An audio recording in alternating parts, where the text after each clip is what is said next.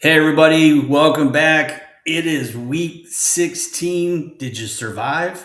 I know I didn't, but I got some buys, so I'm going to make it. James is rolling as usual because he's got James Cook and he knows. But we're back for another week of the Fantasy Football Consistency Show, and we are coming up next.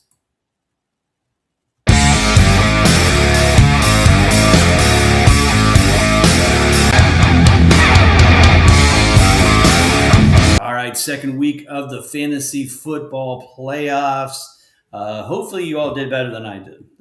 Not a good start for me, but it is what it is. Yes, I got Kyle Pitts, whatever you want to call that, in two out of the half of the leagues that I was in the first round. So, but James, I know you're rolling here. Welcome back as usual. Always good to have you. How's your fantasy playoffs go? Hopefully, better than mine.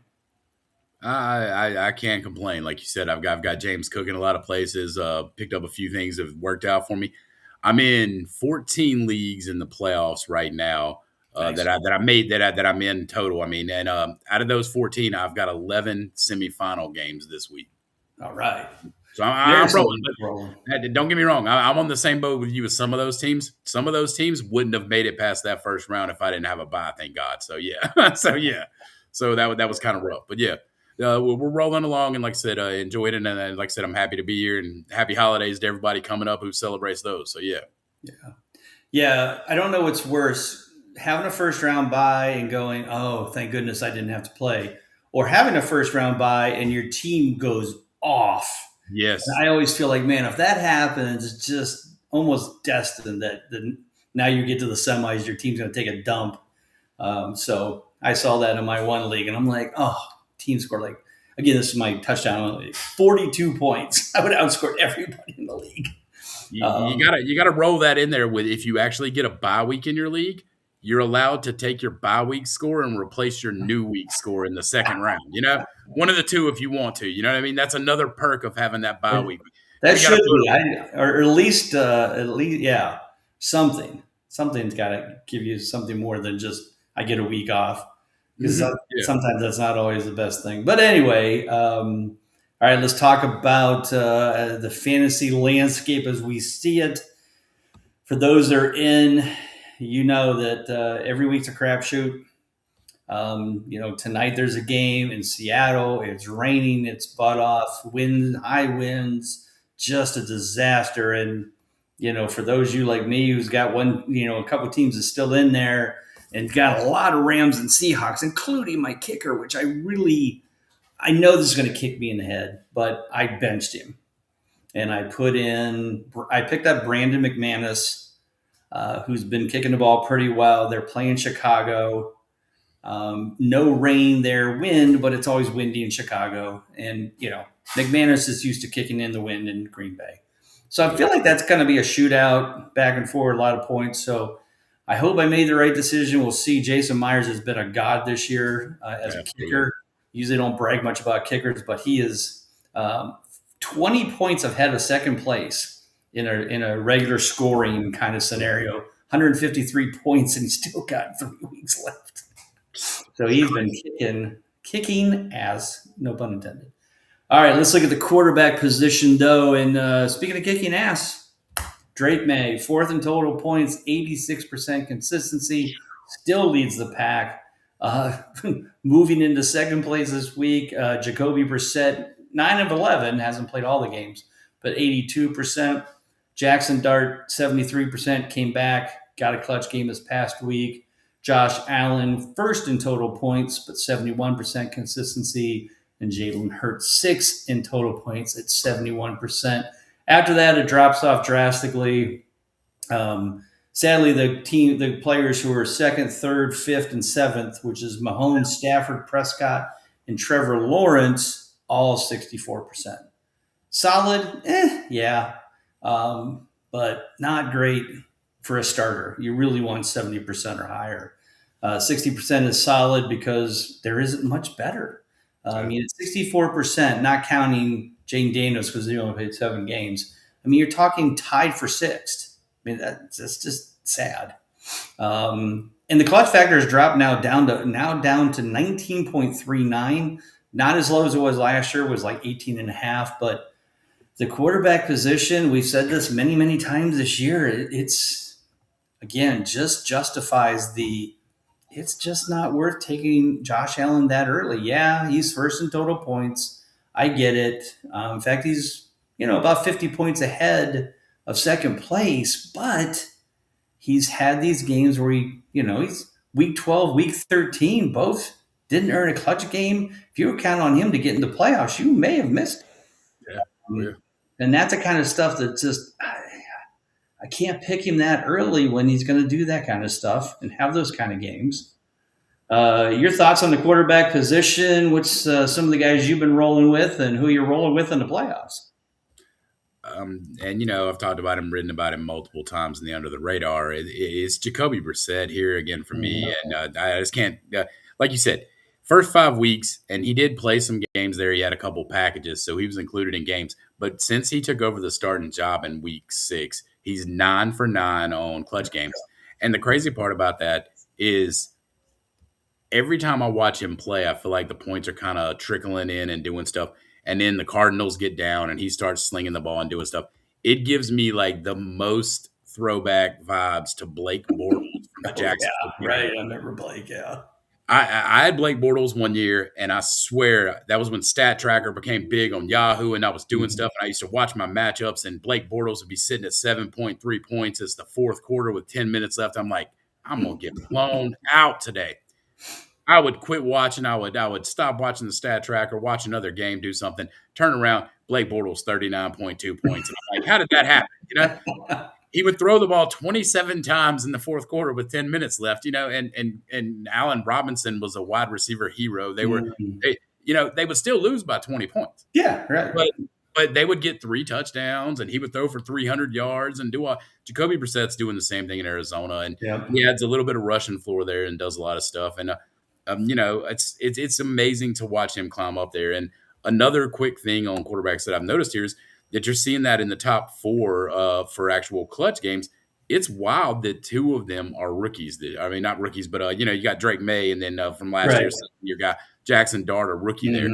Two almost, with the way we're seeing the consistency this year, it feels like we might be starting to see that pass the reins to some other guys come along. I kept seeing that Bo Nix stat pop up with the 70 touchdowns and the 20 wins in their first 2 years. Who's the quarterbacks who have done this? Name the list. And it's like Bo Nix and Dan Marino. And that's it. That's the list. Yeah. And I'm like, that's crazy to think about. And yet, consistency even tells us with that, because I've rolled with Bo Nix a couple times, but any leagues I had Nix in, I picked up Brissett. But Nix is way down there at 43% consistency. Yeah. You either get that blow-up game from him or you get 16 points. You know what I mean? 15 points or something like that at best. I feel like Bo Nix is also kind of a Blake Bortles because, we remember the Giants-Denver game, it was back and forth. And I think we've seen some other games like that where he's had a great fourth quarter to kind of pull out a clutch game. But, yeah, the inconsistency, he's 10th in total points, almost, barely 8 points ahead of Justin Herbert, who's also 43%. So, like I said,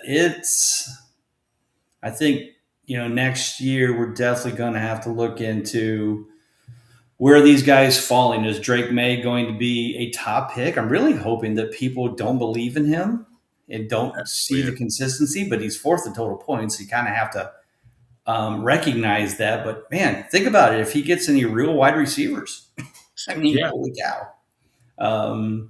But they also, Travion Henderson's running the ball well. So, it's one of those you kind of have to wait and see, whether or not he can continue that success next year. Because, again, people like Bo Nix had that kind of success last year where he had a pretty high consistency rate. I think he was in the 70% tile and now dropped down to 43. I thought there was somebody else last year that had a pretty good as a rookie. Maybe it's just Nix. Definitely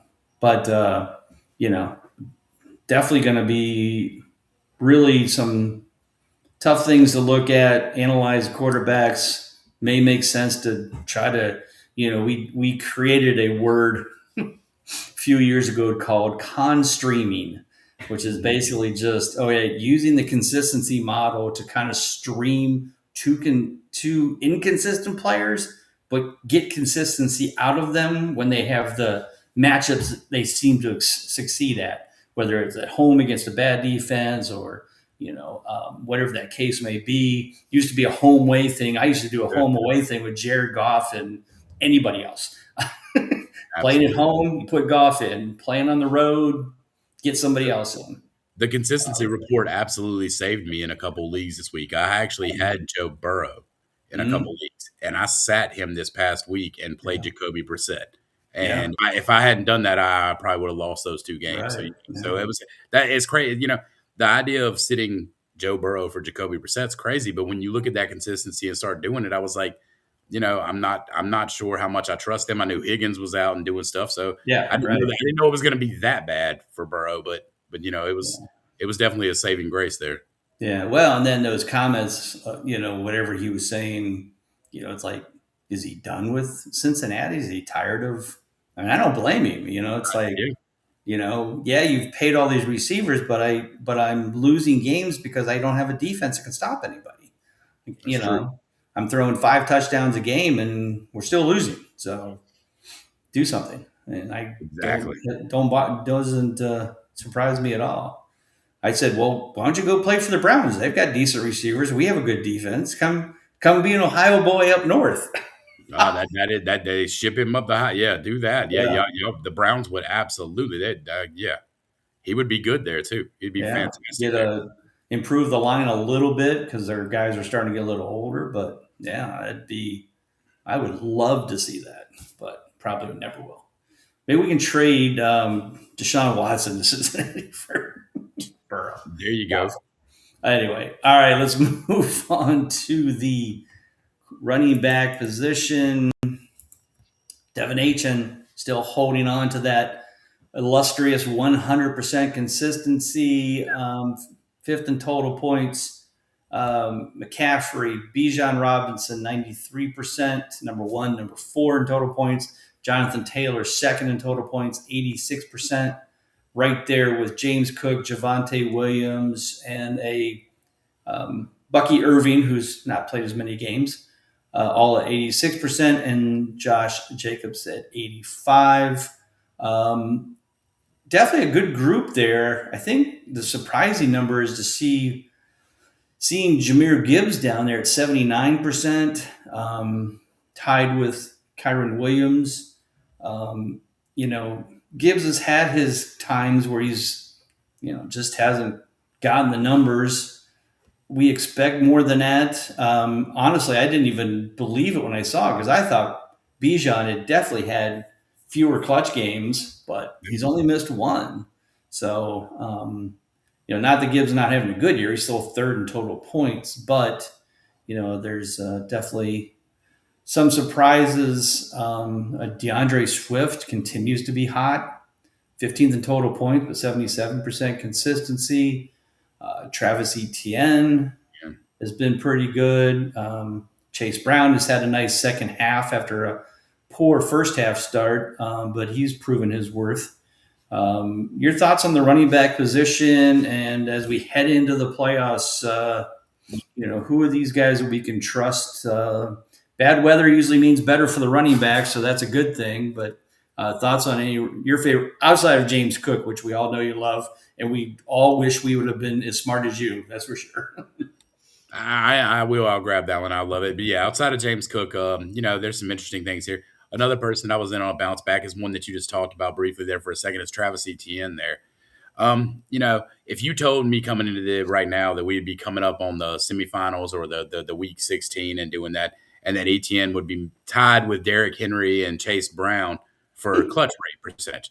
Yeah. You would either be he scored more points. Yeah, and you would think to yourself, dang, Henry and them must be having terrible years. But Etienne, top 12 back this year, drafted way lower. Everybody kind of wrote him off. They said, Tank Bigsby was going to take his job. They traded him out of town. The Tootin was going to take his job, the rookie, or LaQuinn Allen, or somebody else. And he kind of fit in like a glove. And then now you're talking about he's coming off of 1, 2, 3, 4, 5, 6. 6 of his last 7 games have been clutch games. Mm-hmm. And so 60% of his clutch games for the year have come in those last 7 weeks. Right. And, he's turning it on. He looks like he's more comfortable with the offense. And I think, you can't really lose that with Cohen coming in to coach them.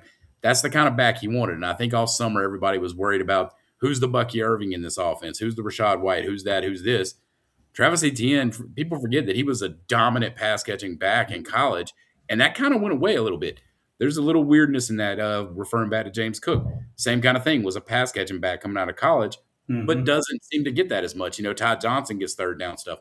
These guys both are putting up numbers this year. I really like Etienne. I think he's going to keep going. He's got a tough matchup against Denver this week.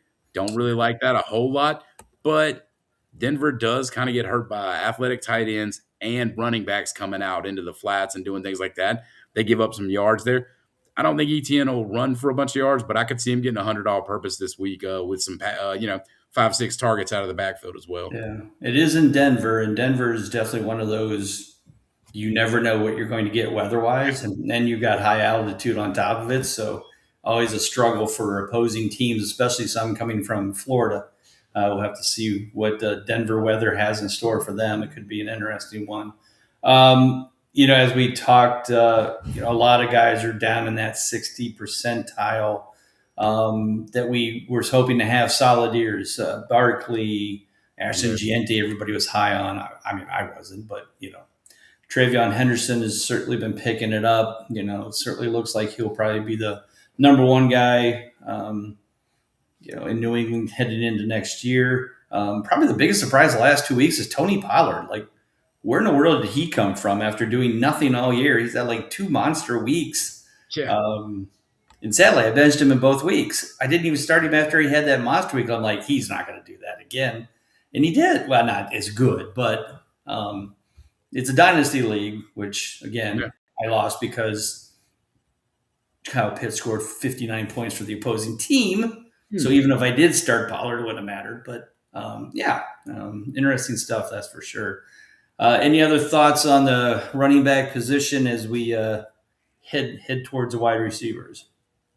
Yeah, no, quick shout out, like you were just saying, Travion Henderson, who is climbing up those boards, and it seems to be a person of interest in every fantasy circle. You're talking about, 6 straight clutch games, I think it is. He's coming into this week with. Quick fact on him, though, crazy part about that, since week 10, he's averaging 22.6 points per game, only behind that actually ties him with Christian McCaffrey, but he's only behind Devin Achane and Jahmyr Gibbs for points per game since week 10. So, like you said, he's going to be the one there. He may be talking, depending on how he finishes this season, people are probably going to start talking about him late round 1 next year in redrafts, Probably. Yeah. I find it interesting how he had this monster preseason. Everybody jumped on him. He sucked for like 6 weeks. Everybody was giving up. This is not what I thought. I guess he's not as good. And then he finally gets an opportunity to get back, and then all of a sudden, he's a star again. It's like, how does this happen? It wasn't like he outplayed them either, and Vrabel let him outplay him. It was Ramondre Stevenson got hurt. Antonio Gibson got hurt. Everybody had to get hurt and be cleared out of the way completely for him to get a chance. It was crazy. Yeah, it really was. Really was. Wide receiver position certainly has the consistency, but I don't think it has the depth of consistency that we've seen in the past, which is surprising when you see that the clutch factor is the only position now that's under 10 points per game. 9.97. Okay, it's barely under. But usually wide receivers in the past have been 10 going to 11, where now we're down under 10. Tight ends are ahead of that. Running backs are ahead of that. And yet still, we only have maybe 15 wide receivers that have played more than 10 games, let's say, that are above 70%. And that's not good. I mean, you're starting 3 receivers. You want the top 36 to be like 60% or higher. I mean, that's kind of my thing is, hey, if my wide receiver 3 needs to be above 60% for the season. That's my goal. I prefer them to be 70 or 80 or, but, and sometimes you get that. But the fact that Yeah, I mean, let me count. 1, 2, 3, 4, 8, 9, 10, 11, 12, 13. 13 wide receivers are above 70% or higher. And if you go down to 60%, you probably only have you don't even have 20 that are above, they're 60 or above. No. And like some of them have only played less than 10 games too. But it's just like, I don't know what it is. If it's a quarterback inconsistency is finally matching up with the receiver inconsistency. Obviously, injuries have always played a part in this. You got Mike Evans, who's been out for some weeks. You got CeeDee Lamb, who's missed a few games. You've got who else? Drake London, Nico Collins missed a few games. Of course, Rashee Rice missed half the season. Tyreek Hill, of course, went down. Higgins has been out for a couple games. And go on. AJ Brown has had a terrible year. He's played 13 games. It's just really weird. And now I'm hearing that AJ Brown might be traded in the offseason. That's the rumors flying around. Yeah. Okay. So what? His attitude would change because of some throwing the ball more? I mean, I guess. But be that as it may, what are your thoughts on the overall wide receiver scenario? What are you seeing that maybe is the reason for this lack of consistency, depth at the position? Is it too many players, inconsistent quarterbacks, bad offensive lines, or all the above, or even more? I don't know. It's wild, and you hit the nail on the head because you're looking at, in most of your leagues, you're looking at starting 3 wide receivers doing certain things. When you look at the consistency and the clutch ratios right now, there are 35 players total above 50% at wide receiver. So there's not even 36. So you're above 50, and 50 to 60 is, in my opinion, not acceptable. At 36th overall, our 36th player, and that's including all the injured ones. Tyreek Hill is still up there. So you're talking about it's less than 35. Right. But when you get to number 36 on the clutch ratio, that's where the first 50% pops in. And that's crazy because, like you said, these are receivers that, worst case scenario, we used to see that a dominating team, you had a wide receiver 1. It was the unquestioned wide receiver 1. They got peppered with targets. They got peppered in the red zone. They did that stuff. Now, I mean, you can have a certified what you think is a stud receiver, and it's that regression happening in real life, the same thing in fantasy. We watched everybody in fantasy drafts this year say, let's go wide receiver heavy early. Let's get these big, huge names that are going to score 25-plus points a game and do all this stuff.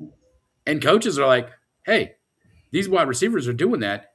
Our defense needs to shut down that top guy and make these other guys spread the ball around, and do this. And to be honest, like you said, the talent level of other things has come along as well. That, to point to another thing, you got CeeDee Lamb and George Pickens in a place. You've got multiple places. Tampa Bay is stocked with talent despite the fact people are getting hurt. So many different places have a 1B option that they can just roll with. But I think we're starting to see some of that kind of blend in and blur down to where you can't trust your top guy to get you those points unless maybe you have one of those top, 4 or 5 guys. Right. And I haven't seen the wide receiver position look so much like the tight end position has in years as how this looks, that low end pieces. I mean, you go down and what do you got to get in the 20s to find some wide receivers that were probably first, second round, maybe late second, early third round guys. Yeah. And you're talking about they're at 60% consistency and maybe top 25 in points at wide receiver, maybe top 20, give or take. But that isn't where you drafted. That isn't why you drafted them. It's definitely making people question it. And, Jackson Smith and Jigba up there, shout out Chris Olave up there doing a bunch of things. Amon-Ra kind of doing his thing. But, people were talking about taking him as the first receiver off the board. And he's under 80% clutch ratio too.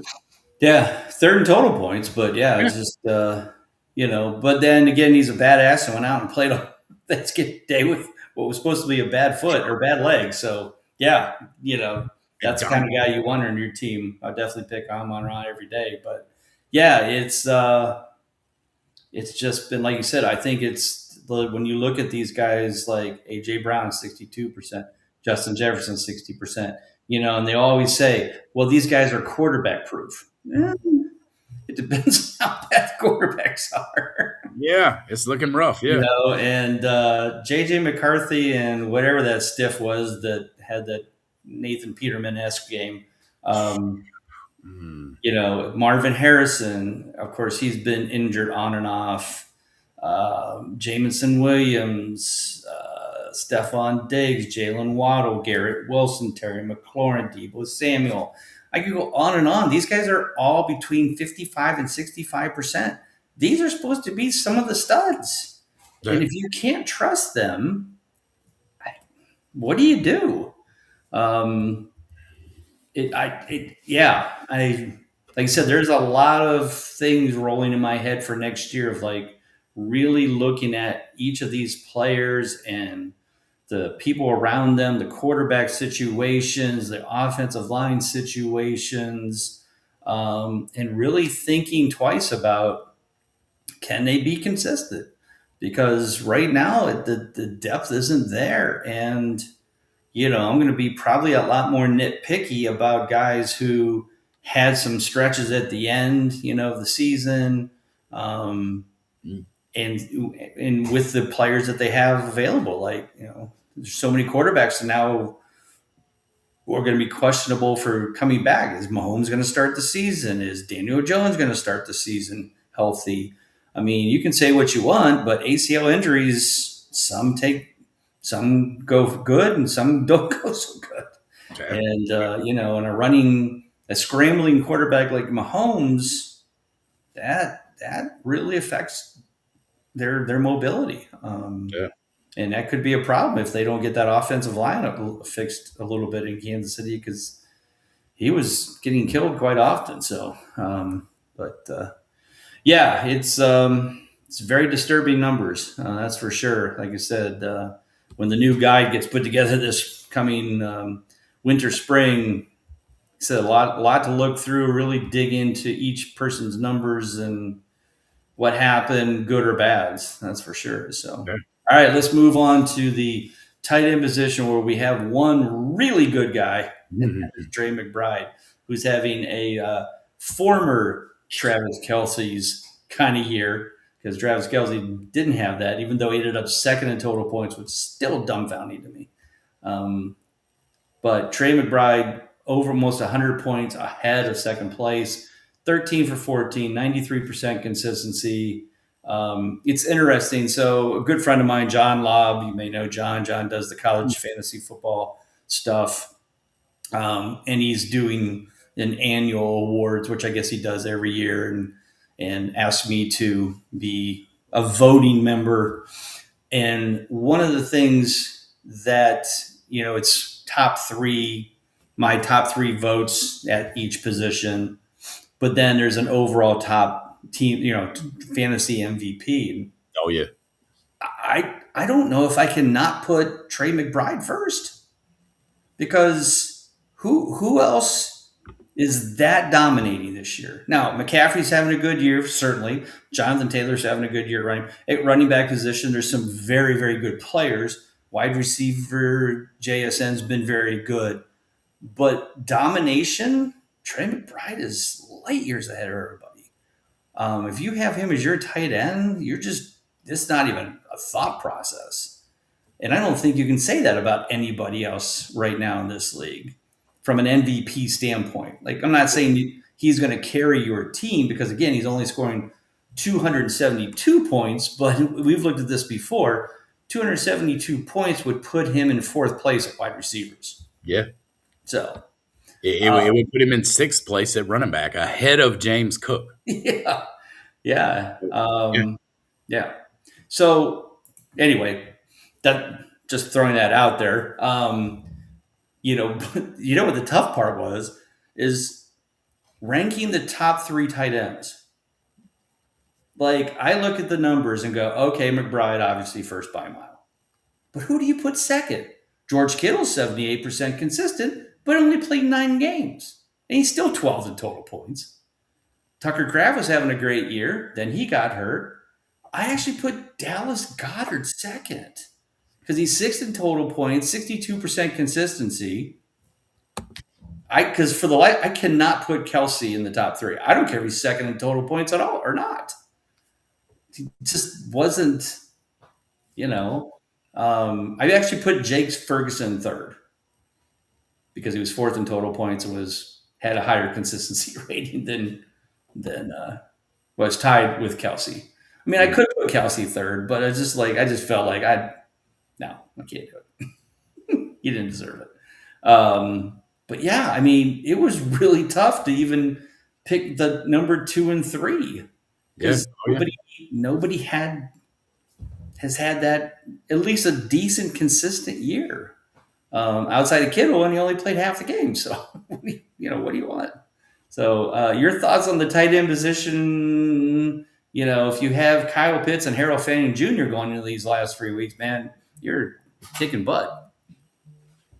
I feel like you were talking directly to me there because I do have Kyle Pitts and Harold Fanning Jr. in a bunch of leagues. So yeah, that's been very fortunate for me, and I've been playing both of them and reaping those benefits. And like I said, I did get fortunate enough in a couple leagues where some McBride shares fell to me later than they should have, and in some dynasty leagues where I picked him up, drafted him. Mm-hmm. So those are enjoyable. But outside of that, like you said, the Fannin ride has been difficult for me. There's been some ups and downs, but he's come on lately, like you just said. Mm-hmm. Kyle Pitts is the same thing. Kyle Pitts has been an up and down for 3 years now. So since that one his rookie year. But outside of that, like you said, you're kind of just grasping at straws, hoping you play a matchup here with tight end, hoping it works. I mean, even Jake Ferguson, like you said, he's got the consistency and done that stuff. Mm-hmm. But shout out to Drew Davenport that we were talking about before the show too. But he put a tweet or a post out on X talking about Jake Ferguson, saying that I think it was since week 8, he's averaging 7.7 points per game, through different pieces and doing stuff. And that's his average because he did hit some clutch games in there. But as well as I do, because I had him in a couple leagues here and there too. And you did. The goose egg game, they got a 0 from that in a huge Dallas game where they scored points and did some stuff. And you're talking about that's tight end 4 overall with a 57%, and I'm like, and then seeing Travis Kelce almost 100 points down to another tight end in this, and Kelce's been playing all year. It just blows. It's still second overall. That's the disturbing part. Yeah. I think the thing that bothers me the most is not that Kelce is second in total points, that he's had this bad of a year and he's still second in total points, which tells you how horrible this position is when a bad Kelce year still puts him second in total points. You had him, and we've talked on the show week to week to week. You want more out of him every single week. You're like, I keep expecting him to have that breakout and actually do well and do that. Mm-hmm. And then you look down and you're like, well, I guess I can't ask for much more than second overall in the points. I guess it's either him or Trey McBride at this point. But yeah, it's such a discrepancy. It's insane. And tight end is, like I said, there's been guys that keep having those ups and downs and are pushing that the actual point up for them to get the clutch games. Mm-hmm. But it's just, and I mean, Trey McBride might have just thrown the rest of the tight ends on his back and up that by himself, it feels like. So. Well, we've said that. The reason for the high clutch factor is, number one, McBride himself. But number two, it seemed like every week there was some tight end who just went off, one or two more that went off, like the Juwan Johnsons and, Kraft had a couple weeks. Kittle's had some weeks. One week was it Colston Loveland that had like 30 points one week when he scored like 2 or 3 touchdowns. Hasn't done crap since. Kobe Parkinson. Yeah, I was about to say Kobe Parkinson scored like 25 or 26 this past week. Out of nowhere, out of left field. Yeah. So it's and then we had the Oronde Gadsden quad week of 4 weeks of huge games, and then has scored 0 clutch games in his last 5. It's like, Mark Andrews woke up for 3 games between week 9 and week 11. It's just been and then Bowers finally did something. And he's got 5 of his last 7 games. But is Geno Smith going to stay at quarterback? Now they're starting. Who did they start? Kenny Pickett. Kenny Pickett, right? Kenny Pickett got the start. Yeah. Yeah. So whether he's the future, obviously they're going to be a top draft pick, and whether see if they get somebody, but we don't know how good that person's really going to be yet. So, it's ugly situation. So if you're in the playoffs and you have Kyle Pitts or Harold Fanning or Goddard, Kittle, McBride, God bless you. If you don't have any of those guys, flip a coin. Literally. Maybe find some games that there's some high winds and snow and rain that they can't throw the ball very far, so they'll just dump it off the tight ends. Maybe. Yeah. Try that. But anyway, so James, any last thoughts on that position? Just throwing that McBride thing out there. Like I said, he's setting all kinds of records. So he passed the record for the most consecutive games with 5 receptions at tight end. He passed Travis Kelce with that now. He has 16 straight games of 5 receptions. On top of that, he's also he only needs 12 receptions over the next 3 weeks to break the single season tight end reception. I did read that, yeah. Yeah, and is doing that. I didn't realize it was Zach Ertz. I thought for sure it was Kelce, but he becomes the first tight end in NFL history to have back-to-back 100 reception seasons. Him and Kelce are the only ones that have ever had more than one. Wow. At tight end. Yeah. So, I mean, that just shows what the pure dominance. Like you said, that casting that MVP vote was absolutely the right call. Yeah, I don't see how you don't. He's catching touchdowns this year too, so yeah. Yeah, I mean, it's the domination is beyond crazy. So, all right, James, well, tell everybody where they can find you on, of course, Big Guy Fantasy Sports, X, all that kind of good stuff. Absolutely. On X, you can find me at Jay Keezy. Every single week I do the Under the Radar and do the Game of Fantasy Points for articles up there. Check in. Let me know what you think about all that stuff. And like I said, we'll have some more stuff coming up as the end of the season wraps up here. And looking forward to hearing back from everybody. Absolutely. Always, you can find me on Twitter at Bob_Lung. We've got our prop bets coming up this week. I was out of town last week, but Colby, James, and Ron all held down the fort. So thanks to those guys for that. And as always, like you said, check out all the great stuff at Big Guy Fantasy Sports. For James Knight, I'm Bob Lung. We'll see you next week, probably around Christmas Eve, somewhere close. So everybody have a great week, blessed week. Take care. God bless. We'll see you soon.